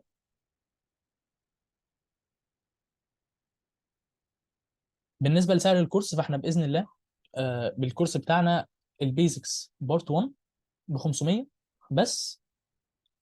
باذن الله في ديسكاونت. الديسكاونت ده هيبدا الفتره الجايه، وهنزل لكم التفاصيل بتاعت الديسكاونت يعني بمناسبه الكتاب وكده. فالكورس هيبقى ب 400 لحد بدايه الشغل بقى نفسه اللي هو هيبدا في اول 8. فاحنا لحد اول 8 هيبقى معانا ديسكاونت. الديسكاونت ده الكورس هينزل من 500 ل 400 جنيه. المواد اللي هنشتغلها احنا زي ما قلنا، المواد اللي هنشتغلها انجلش، فيزيكس، كيمستري، بايو، جيو، اللي هم ايه يا شباب؟ اللي هي المواد اللي تعتبر باسج بيزد. اي امتحان يعتبر باسج بيزد هي دي المواد اللي احنا هنشتغلها. بارت 2 هيتشرح فيه ايه؟ حالا جايين حالا في بارت 2 هنتكلم هيتشرح فيه إيه. طيب انا اظن دي كده كانت كل الاسئله. فبما ان الاسئله كلها خلصت، اخش بقى في الحاجه الثانيه اللي انا كنت عايز اتكلم فيها، اللي هي هتبقى about the course. تمام. الجزء ده حتى لو على فكره لو انت ما كنتش مهتم حتى بالاشتراك في الكورس او كده، بس اقعد انت اسمع الجزئيه دي، عشان فعلا الجزئيه دي مهمه، ان هي حتى تنظم لك حتى افكارك، تشوف احنا كانستراكتورز يو ار تي يعني هنقسم السنه ازاي وهنشتغل في السنه ازاي. وحتى لو انت مش مهتم قوي بالاشتراك، اقعد اسمعها عشان فعلا هتستفيد منها. كام سيشن اسبوعيا هيبقى فيه سيشن والريكورد بتاعها. تمام. فالمفروض كده هيبقى سيشنين، سيشن وبعدين السيشن دي زي ما قلنا بينزل لها كويز، والريكورد الكويز نفسه بينزل برده بعدها بشويه. ده بالنسبه لكام سيشن اسبوعيا اللي كان بيسال في الشات. طيب نخش بقى زي ما قلنا على بارت 2 اللي هو اباوت ذا كورس. انا هقفل دلوقتي الشات خلاص، ومعلش بقى اللي عنده اي اسئله ياجلها لايه لاخر السيشن. طيب بالنسبه للكورس بتاعنا زي ما قلنا احنا السنه بتاعتنا تمام هنقسمها لجزئين. في جزء اللي هي الكورسات اللي هنشتغلها تبع الترم الاول عموما، وفي الجزء بتاع كورسات الترم الثاني. الترم الاول احنا هنشتغل فيه كورسين، عندنا بيزكس بارت 1 وعندنا بيزكس بارت 2. بالنسبه للترم الثاني فاحنا عندنا برضو كورسين هنشتغلهم باذن الله. في كورس هيبقى فولو اب، وهيبقى في كورس فاينل ريفيجن، وهنتكلم عن تفاصيل كل حاجه دلوقتي. خلينا نبدا اول حاجه بيزكس بارت 1 اللي هو خلاص باذن الله هيبدا في اول 8 خلاص يعني اسبوع ولا حاجه، وهنبقى بدانا في البيزكس بارت 1. اولا يا شباب البيزكس بارت 1 ده زي ما دكتور عبد الرحمن كان اتكلم قبل كده في سيشن الاورينتيشن، احنا هيبقى معانا 14 محاضره. في 7 محاضرات يعتبروا دول المين، اللي هي المحاضرات الاساسيه اللي هيتشرح فيها، يعني هي الاساسيه اللي هيبقى فيها الشرح. لو مثلا هنتكلم على الانجليش، فمحاضره الانجليش الاساسيه هي اللي هتشرح فيها مثلا سكيل عن نوع القطع، ولا سكيل عن نوع الاسئله، ولا ايا يكن. وبعدين زي ما قلنا بعد كل سيشن بينزل لنا ايه؟ بينزل لنا كويز. وبعد الكويز ده بينزل لنا بعده مثلا بيوم ولا يومين ولا 3 بينزل لنا ريكورد. الريكورد ده بيبقى فيه حل الكويز. يعني ايه حل الكويز؟ يعني مثلا الكويز ده كان فيه 3 قطع، هيبقى فيه ريكورد هتلاقيني انا او الدكتور عبد الرحمن على حسب الماده بنقول لك والله بنشرح القطعه وبنشرح الاسئله. فيبقى معانا 7 مين، وبعدين في 7 براكتس. ده بالنسبه للبيزكس بارت 1 فقط، يعني بارت 2 هنتكلم عنه بعدين. بالنسبه بقى لجزء الانجليش، زي ما قلنا احنا شغالين انجلش وساينس. بالنسبه لجزء الانجليش في بيزكس بارت 1، فاحنا هنتكلم فيه على الموست بيزك سكيلز، هنتكلم فيه على السكيلز الاساسيه جدا. هنتكلم فيه عن الباسج تايبس، اللي هي الحاجات اللي انت لازم تعرفها، الحاجات اللي انت ما ينفعش تبقى مثلا داخل امتحان يو ار تي وانت مش عارفها. الباسج تايبس انواع الاسئله، ومش كل انواع الاسئله اكيد يعني، بس انواع الاسئله المشهوره، زي ما قلنا اسئله السينونيمز والانتونيمز، المين ايديال، تون اوف ذا اوثر، الكلام ده كله. وطبعا هيبقى معانا براكتس اكزامبلز، يعني في كل سيشن من السيشنات المين هيبقى معانا اكزامبلز حيه بنشرح عليها. وطبعا كده كده بيبقى معانا براكتس، او بيبقى معانا يعني كويز. الكويز ده يعتبر براكتس، تدريب على اللي احنا شرحناه في السيشن، ونفس الكويز ده برضو بيبقى ريكورد. فاحنا معانا تدريب كتير ومعانا شرح كتير، ما تقلقوش نفسكم خالص من الموضوع ده، تمام. بالنسبه ده طبعا بالنسبه لجزء الانجليش. بالنسبه لجزء الساينس، فاحنا بنغطي نوعين من انواع القطع، لان الساينس احنا عندنا 4 انواع قطع اساسيه، دول اللي احنا بنتكلم عنهم على مدار كورس البيزكس. اول 2 منهم هنشتغلهم فين؟ هنشتغلهم في بارت 1. فهنغطي نوعين قطع اساسيه طبعا، وكل نوع قطع بقى بيبقى ليه الاسئله الشائعه بتاعته والكلام ده كله، بيبقى ليه السكيلز بتاعته، والسكيلز المتعلقه بفهم القطعه دي، والسكيلز المتعلقه بامتى اسكيب وامتى اسكيم في القطعه دي، وهكذا. يعني كل قطعه بيبقى ليها سكيلز بتاعتها مخصوصه، وبيبقى ليها انواع اسئله مخصوصه. ده اللي هيتشرح باذن الله في بارت 1، اللي هم اول نوعين باسئلتهم بالسكيلز بتاعتهم بكل حاجه. طيب ده بالنسبه لمين؟ لبارت 1. بالنسبه لبارت 2، فانا برضو نفس الكلام، برضو هيبقى معايا نفس ال 14 سيشنز، هيبقى معايا 7 منهم هيبقوا مين، 7 منهم هيبقوا براكتس. نفس الفكره بالظبط، مفيش اي اختلاف، بس الفرق طبعا هيبقى في المحتوى. انا دلوقتي شرحت لك في الانجليش اللي هي الحاجات البيزك. طيب هشرح لك ايه بقى في البيزكس بارت 2؟ هشرح لك الحاجات الادفانسد اكتر بالنسبه للانجليش، هشرح لك بقى الحاجات المتعلقه بالتايم مانجمنت، لان اصلا اليو ار تي هو امتحان برضو، هو تايم بيزد، يعني هو انت الوقت فيه مهم. في امتحانات انت عمرك ما بتحس فيها بالوقت، يعني الوقت ممكن يبقى يعني ينزل نص ساعه ولا حاجه وانت نفسك مش هتحس او مش هتاخد بالك. اليو ار تي مش كده، اليو ار تي مش كده خالص. اليو ار تي ما ينفع، انت ما ينفعش تغمض عينك نص دقيقه، تمام؟ النص دقيقه بتفرق. الكلام ده طبعا بالذات مثلا في الساينس. فعشان كده بقى في كورس البيزكس بارت 2 هنبدا نتكلم على السكيلز مثلا بتاعه التايم مانجمنت، هنبدا نتكلم على السكيلز المتعلقه بالفاست ريدنج، اي حاجه هتخليك تسرع، هتخليك تقرا بسرعه، دي باذن الله هنتكلم فيها في البيزكس بارت 2، طبعا مع محتوى تاني يعني، ده مجرد بس دي نبذه عن المحتوى اللي هنتكلم فيه. بس طبعا في باذن الله حاجات اكتر هنناقشها في البيزكس بارت 2. بالنسبه برضو للساينس، هنغطي بقى نوعين القطع المتبقيين عندنا، لان زي ما قلنا الساينس كله 4 انواع او 4 قطع، 4 انواع قطع يعني. احنا غطينا النوعين في بارت 1، هنغطي النوعين المتبقيين في بارت 2 برضو باسئلتهم بالسكيلز بتاعتهم، وبعدين هنعمل ريكاب سريع لل4 انواع. وطبعا هيبقى فيه كويز شامل بعد نهايه كل كورس، هيبقى فيه كويز شامل بيختبر كل اللي احنا اتعلمناه على مدار الكورس، تمام؟ ده بالنسبه للبيزكس بارت 2. بالنسبه بقى للترم الثاني، تمام، اللي هو احنا هنقول عليه دلوقتي الفار فيوتشر، المستقبل بقى البعيد شويه. هيبقى عندنا برضو كورسين. عندنا اول كورس هيبقى زي ما قلنا اسمه الفولو اب. ده بقى هنبدا نغطي فيه، مثلا خلينا نتكلم الاول على الساينس. الفولو اب في الساينس هنغطي فيه ايه؟ هنغطي فيه الحاجات، القطع بقى اللي هي الاصعب شويه، القطع زي مثلا اللي جات لزمايلكم في 24، لان حاجه زي كده ممكن تجي لكم في سنتكم عادي جدا. فاحنا هنغطي القطع اللي جات لزمايلكم في 24، القطع اللي هي كانت الطويله اللي بتيجي من الريفرنسز والاسئله بتاعتها والكلام ده كله. باذن الله هنعمل لكم زي محاكاه للامتحان زي اللي حصل بتاع 24 بالظبط، بقطع مشابهه، باسئله مشابهه، اسئله بنفس الستايل. دي هتبقى واحده من اهم الحاجات اللي هنركز عليها.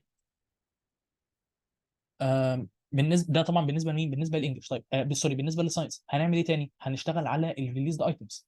طبعا انتوا عارفين ان ستيم يونت كانت زمان، يعني كان المفروض كل سنه بتنزل حاجه اسمها ريليزد ايتمز. يعني ايه ريليزد ايتمز؟ دي من الاخر زي موديل للامتحان، يعني بتقول لك انا هنزل لك حاجه مشابهه، لو عرفت تحل دي كويس فانت هتحل في الامتحان كويس، وهكذا يعني. فهي من الاخر كانت بتبقى حاجه زي التدريب للامتحان. هم بطلوا يعملوا الموضوع ده دلوقتي، بس زمان كانوا بيعملوه. فاحنا عندنا مجموعه فايلات اسمها ريليز ايتمز، اللي هي الحاجات اللي كانت نازله لنا من ستيم يونت. دي برضو باذن الله هنشتغلها في كورس الفولو اب.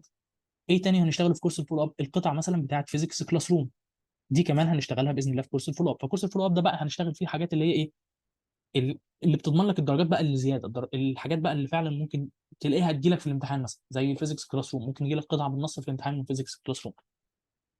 بالنسبه للانجلش، ده طبعا كل اللي فات ده كان ساينس، بس بالنسبه للانجلش فاحنا باذن الله هنشتغل بقى الريسورسز اللي ما كانش عندنا وقت نشتغلها في البيزكس، لان الانجليش مشكلته ان هو مليان ريسورسز، وجالنا قبل كده من ريسورسز كتير جدا يعني.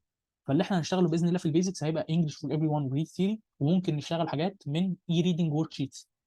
بس مش ده بس اللي يعني ما ينفعش تبقى طول السنه اشتغلت دول بس، لا انت محتاج تشتغل توفل، محتاج تكمل باقي الحاجات بتاعت اي ريدنج ورك شيتس، محتاج برضه تكون اتدربت على الاقل على شويه قطع اي سي تي. فكل الكلام ده هنعمله في الفولو اب، وبرده باذن الله قبل الفولو اب هيبقى في برده يعني مجموعه مفاجات كده هننزلها لكم ساعتها يعني. بس زي ما قلنا الكلام ده احنا بنتكلم في المستقبل البعيد، فانا بس بديكم يعني زي نبذه، بس باذن الله برده هيبقى في حاجات اكتر بكتير احنا ناويين نعملها في الفتره الجايه، قبل فتره الفولو اب، قبل فتره الفولو اب يعني. بعد الفولو اب بيبقى عندنا الفاينل ريفيجن. الفاينل ريفيجن ده اللي هو المراجعه النهائيه، دي بقى بنراجع فيها على السكيلز اللي خدناها والكلام ده كله، وبنبدا ان احنا نحل فيها امتحانات. فبس فهو ده بيبقى الكورس بقى اللي احنا بنحل فيه امتحانات. خلاص وقت الشرح خلص، وقت الشغل خلص، بنراجع بس على الشرح اللي احنا اشتغلناه بطريقه يعني مبسطه جدا، وبعدين بنبدا بقى ايه ان احنا نشتغل على الامتحانات بنسبه كبيره. ده بالنسبه للفار فيوتشر بتاعنا او للمستقبل البعيد. ايه بقى المين فيتشرز بتاعتنا، او ايه الحاجه الاساسيه اللي احنا بنقدمها لك، او اللي احنا يعني متميزين بيها؟ طبعا زي ما قلنا قبل كده، احنا بنقدم لك سكيلز، بنقدم لك فيدباك، بنقدم لك حوالي 200 قطعه من الساينس. كل القطع دي هتبقى ريكورد وموجوده عندك على مدار السنه. نفس الكلام في الانجليش، حوالي 100 قطعه في الانجليش برضو، كل الكلام ده ريكوردد وموجود عندك على مدار السنه. فاحنا بنقدم لك عدد قطع كبير جدا محلول مع الفيدباك مع الجايدنس. وبرضو واحده من اهم بقى الحاجات اللي بنقدمها لك هي الكتب بتاعتنا. باذن الله برضو الكتب زي ما قلت هينزل لها فيديو مفصل بيشرح. معلش شباب انا فاتح المايك يقفل. طيب زي ما قلنا بقى الكتب بتاعتنا هينزل لها برضو فيديو مفصل بعدين، بس الخلاصه يعني ان احنا الكتب دي هنبقى مجمعين فيها اغلب القطع من اغلب الريسورسز المهمه. بالنسبه مثلا للانجليش هيبقى معانا كتب مجمعه حاجات من انجلش فور ايفري ون، حاجات من ريد ثيري. بالنسبه للساينس هنبقى مجمعين اغلب الحاجات القطع المهمه من توبكس او على توبكس مختلفه، كلها من تراك اي سي تي. بس يعني فالكتب بتاعتنا برضه هي واحده من اهم المين فيتشرز بتاعتنا، غير الحاجات بقى اللي اتكلمنا عنها في الاول اللي هي السكيلز والجايدنس والفيدباك والكلام ده كله. طيب ده كده كان بالنسبه لايه؟ كان بالنسبه للكورس بتاعنا المفروض ان هو هيمشي ازاي في الفتره الجايه. تمام، سواء بقى بالنسبه لبيت سبورت 1 وبارت 2 او بالنسبه للمستقبل البعيد. انا كده خلصت كل اللي انا عايز اقوله. تمام، سواء بالنسبه لسنه ثالثه كلها، او سواء بالنسبه لليو ار تي، سواء بالنسبه للمواد الادبي، سواء بالنسبه لليو ار تي والدنيا بتاعتنا والكورسات بتاعتنا هتمشي ازاي. فدلوقتي بقى ايه، دي فقره اسئله عن اي حاجه يعني، اللي عندك وعايز تسال فيه اتفضل، مفيش اي مشكله. سواء بقى طبعا حاجات كنا يعني اتكلمت عنها او ناقشت فيها في الكورس أو سوري في السيشن دي او لا.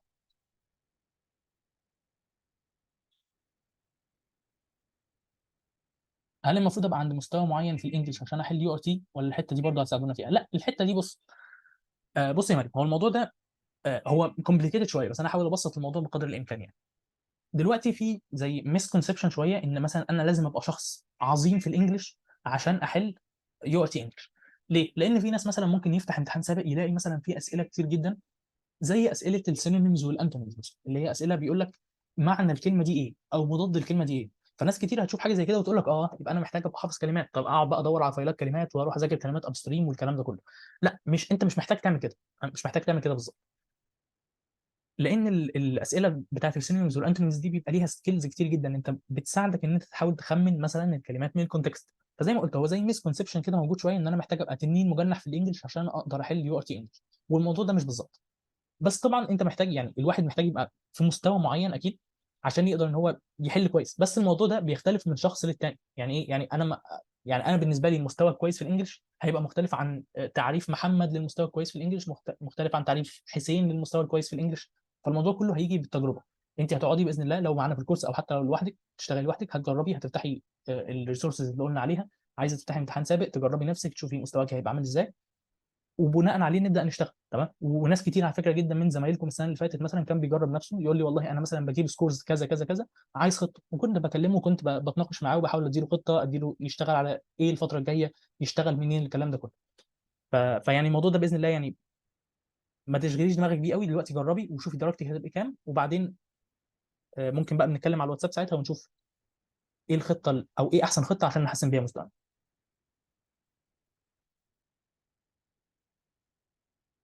القطع اللي بنحلها في الكورس هتبقى هي اللي موجوده في الكتاب ولا ايه؟ اه طبعا، الكتاب هيبقى فيه كل القطع اللي هنشتغلها في الكورس، وهيبقى فيه حتى قطع زياده، والقطع الزياده دي هنبدا زي ما قلنا ننزل لكم منها كويزز وحاجات على مدار فتره التوقف بتاعتنا. تفاصيل الكتاب هتنزل امتى باذن الله؟ ممكن يعني يومين، ممكن 3 ايام بالكتير قوي، وهيبقى فيه فيديو مرفوع عندنا على اليوتيوب، وهيبقى هينزل لكم برضه على الواتساب، بنتكلم فيه بقى عن كل تفاصيل الكتب وموريينكم سامبلز وكل حاجه.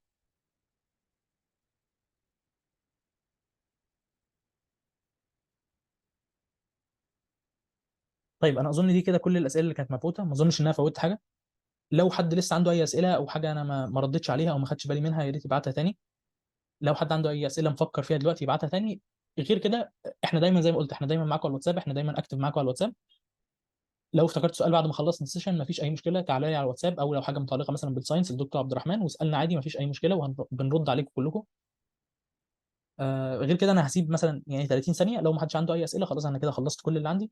والسيشن تعتبر خلصت، فانا هستنى كده 30 ثانيه، اللي عنده اي سؤال يبعته دلوقتي.